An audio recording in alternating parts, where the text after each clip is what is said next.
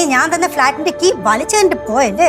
അത് സ്വന്തം വീട്ടുകാരെ ഈസി ആയിട്ട് വലിച്ചെറിയും, പിന്നെയാണ് ഒരു താക്കോൽ വലിച്ചെറിയാൻ പാട്. നിങ്ങൾ എന്താ ഈ പറയണത്? 1.25 കോടി രൂപയുടെ ഫ്ലാറ്റാണ് ഹൈമ മോൾക്ക് വേണ്ടി വാങ്ങിച്ചിരിക്കുന്നത്. അതൊക്കെ അങ്ങ് വിട്. നിനക്ക് ഇത്രയും ധൈര്യം അഹങ്കാരമൊക്കെ ഇവിടുന്ന് കിട്ടിയടി?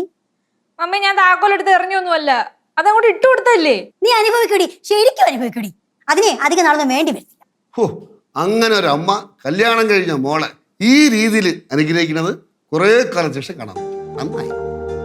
മിസ്റ്റർ ബാലു, ഹൈമ സംസാരിക്കുമ്പോൾ ഇടയിൽ കയറി സംസാരിക്കുന്ന ഹൈമയ്ക്ക് ഇഷ്ടമല്ല. അതങ്ങ് നിങ്ങളെ വീട്ടിൽ ഇവിടെ പറ്റുമോ? മോളെ മോളെ എന്ന് വിളിച്ച് എവിടെ പുറകെ അടക്കേണ്ട ആവശ്യമൊന്നും എനിക്കില്ല. പക്ഷെ എനിക്ക് ഇവിടെ നിന്ന് മാറ്റിയേ പറ്റൂ. ഓ, അപ്പൊ ഇങ്ങനെ ഒരു കുടുംബത്തിനോട് ജീവിക്കാൻ നാണക്കേടുണ്ടല്ലേ? സംശയം എന്ത്? മോളെ എന്ത് കാട്ടിയിട്ടാണ് ബ്രെയിൻ വാഷ് ചെയ്തതെന്ന് എനിക്കറിയില്ല.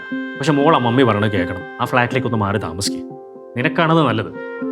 പക്ഷെ ഞാൻ പറഞ്ഞ കണ്ടീഷൻ അനുസരിച്ച് മാത്രം. അയ്യോ, കണ്ടീഷൻ പറഞ്ഞോളൂ, ഒന്നുകൂടെ പറയോ?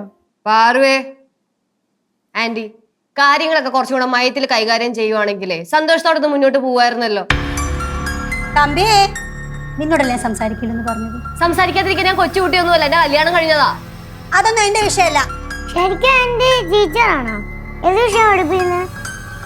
മകളതെ, ഈ ആന്റി ഉണ്ടല്ല, ലോകത്തോർക്കും മനസ്സിലാക്കാൻ പറ്റാത്ത വിഷയമാണ് പഠിപ്പിക്കുന്നത്. നോക്കേ, യെസ് ഹൈമ. എനിക്കിവിടെ അധികം നിൽക്കാൻ താല്പര്യമില്ല. അതിനിവിടെ ആര് പിടിച്ചു വെച്ചേക്കുന്നത്? വെക്കൂടെ? Mister Balu please. Yes please. Diya, നിനക്ക് ഒരാഴ്ച സമയം തരും. അതിനകത്തൊരു തീരുമാനം എടുത്തോളാം. Take the right decision at the right time. ഞാൻ ഇറങ്ങാം. കൊച്ചേ, ഇതൊക്കെ ഇപ്പോഴത്തെ ത്രില്ലിൽ നിനക്ക് ഓക്കെ ആണെന്ന് തോന്നുന്നു. ഞങ്ങൾ സഹകരിക്കില്ലെന്ന് അറിയുമ്പോൾ ഇതുങ്ങളെല്ലാം കൂടെ നിന്നെ ഇട്ടങ്ങ് പിഴിയും. നിന്റെ ഭാഗത്തുനിന്ന് ഒന്നും കിട്ടുന്നില്ലെന്ന് അറിയുമ്പോൾ ഇവരെല്ലാം കൂടെ നിന്നെ അങ്ങ് തീർക്കും. ഇതുപോലെ കുറെ കൂട്ടരെ കണ്ടവളാ മമ്മി. ജീവൻ വേണമെങ്കിൽ നീ ഞാൻ പറയുന്ന അനുസരിച്ചു. പണ്ടേ നമ്മുടെ നാട്ടിലെ ഈ പണക്കാരൊക്കെ ഒരു വിഡ്ഢി പരിവേഷമുണ്ട്.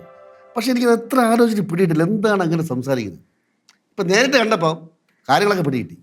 മിസ്റ്റർ ബാലു, എന്താണ് നിങ്ങൾ പറയുന്നതിന്റെ അർത്ഥം എനിക്ക് ഒന്നും മനസ്സിലായില്ല. അതായത് ഞാൻ പറഞ്ഞതിന്റെ അർത്ഥം എൻ്റെ മുന്നിൽ നിൽക്കുന്നത് നിങ്ങളെ പറ്റി തന്നെ. I don't understand your language. Haima പറഞ്ഞ കാര്യങ്ങൾ നടക്കണം, അത് നിർബന്ധം. സത്യം പറഞ്ഞാൽ ഞങ്ങൾക്ക് നിങ്ങളെ മനസ്സിലായി, പക്ഷെ നിങ്ങൾക്ക് ഞങ്ങളെ മനസ്സിലായില്ല. സാരല്ല, സമയമുണ്ട്. അവിടെ തെറ്റി. ഞങ്ങൾ ആരാണ് നിങ്ങൾക്ക് ഇതുവരെ മനസ്സിലായിട്ടില്ല. ഉടനെ മനസ്സിലാവും, സൂക്ഷിച്ചോ. ഇല്ല, സൂക്ഷിക്കൂല. വരണത് വെച്ച് കാണാം, ഇല്ലേ? ഡേ,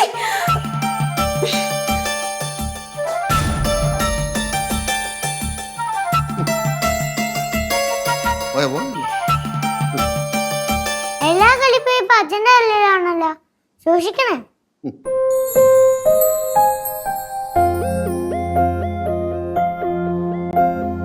എടോ, ഞാൻ ഇപ്പോഴും പറയാണ്, താൻ ഇവിടെ മാറി നിൽക്കുന്നതായിരിക്കും നല്ലത്. ഞാൻ ഇവിടെ നിൽക്കുന്നോണ്ട് നിനക്ക് എന്തെങ്കിലും കുഴപ്പമുണ്ടോ? ഒരുമാതിരി വർത്താനം പറഞ്ഞിട്ടല്ല, ഇനി മേലെ ഇങ്ങനെ പറയരുത് കേട്ടോ. താൻ ഇവിടെ നിൽക്കണേ എനിക്ക് എന്താ കുഴപ്പം? ദേഷ്യപ്പെടുന്ന? ആ ദേഷ്യപ്പെടും, പിന്നെ ദേഷ്യം വരാതിരിക്കോ? ദേഷ്യം വന്നാലും എന്താ എന്നെ പിടിച്ചടിക്കോ? ആ ചില പഠിച്ചെന്നൊക്കെ വരും. എന്നാ നടിച്ചൊന്ന് കാണണല്ലോ. കാണണോ? കാണണോ? കാണണോ?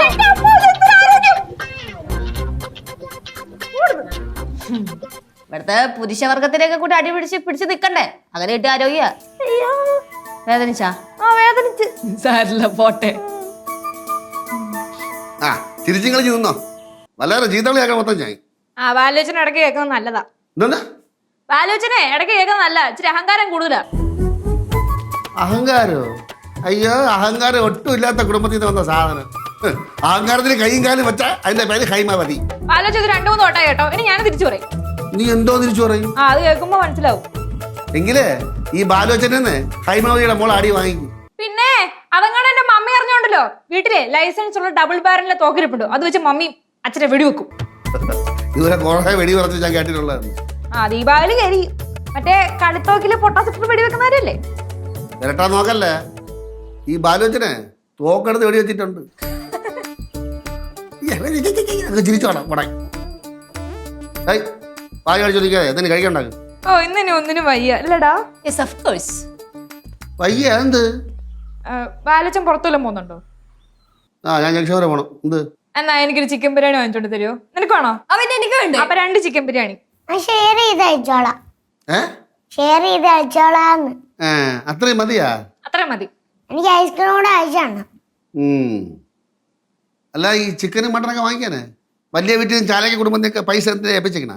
ഇല്ലല്ലേ, എന്നാ ഒരു കാര്യം ചെയ്യും ശൂലം കൂടി വിളിച്ച് ചോദിക്ക് വലിച്ചത് പോയിട്ട് വരും എനിക്ക് വിശക്കുന്നത്. കളിച്ചളിച്ച് എന്റെ കുടുംബത്തിൽ കയറി കളിച്ചു തുടങ്ങി.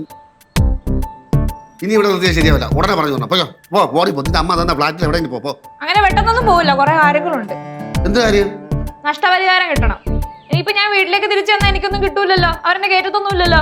അപ്പൊ എനിക്ക് ജീവിക്കാനുള്ള നഷ്ടപരിഹാരം കിട്ടണം. നഷ്ടപരിഹാരം കിട്ടാൻ എന്തിരിക്കണം? എന്റെ ഭർത്താവിന്റെ കയ്യിൽ വല്ല കീരത്തോടെ ഇരിക്കണം. വിഷ്ണുവിന്റെ ഒന്നുമില്ല, പക്ഷെ എനിക്ക് നെയ്യാറ്റിൻകരയിലെ വസ്തു എഴുതി തന്നാൽ മതി. എനിക്കറിയാം കുറെ ഏക്കറൊക്കെ ഉണ്ടെന്ന്. അതൊന്നും എന്റെ പേരിലല്ല. മറ്റേ രാഘവ മാമൻ ബാലച്ചന്റെ നീലമ്മയുടെ പേര് എഴുതി തന്ന വസ്തു ഉണ്ടല്ലോ, അത് മതി. ദൈവമേ ഉടനെ ലച്ചുന്ന് ഞാൻ പറഞ്ഞു കൊടുത്തിട്ടില്ല, ചിലപ്പോ ചേട്ടൻ പറഞ്ഞു കൊടുത്തായിരിക്കും. എല്ലാം മനസ്സിലാക്കി എല്ലാത്തിലും കണ്ണുവെച്ചോണ്ടിരിക്കണല്ലേ. ഇപ്പൊ കിട്ടും, ശരിയാക്കി തരാം. ബാലച്ച വിശക്കുന്നൊന്ന് പോയിട്ട് വരുമോ? എന്റെ ഭർത്താവിനെ വിളിച്ചു പറ. ഭർത്താവ് കുറച്ച് തിരക്കില്ല. ബാലച്ചൻ എന്റെ സ്വന്തം അച്ഛന്റെ സ്ഥാനത്താന്നൊക്കെ അല്ലേ പറഞ്ഞത് അല്ലേ?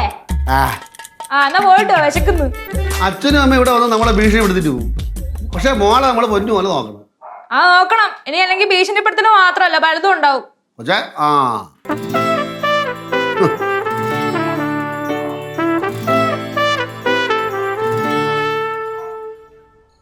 മോൻ പെണ്ണ് കെട്ടി അവസാനം കാലത്ത് നമ്മൾ നോക്കാൻ ഒരാളാന്ന് വിചാരിച്ചു. നമുക്ക് പണിയായി.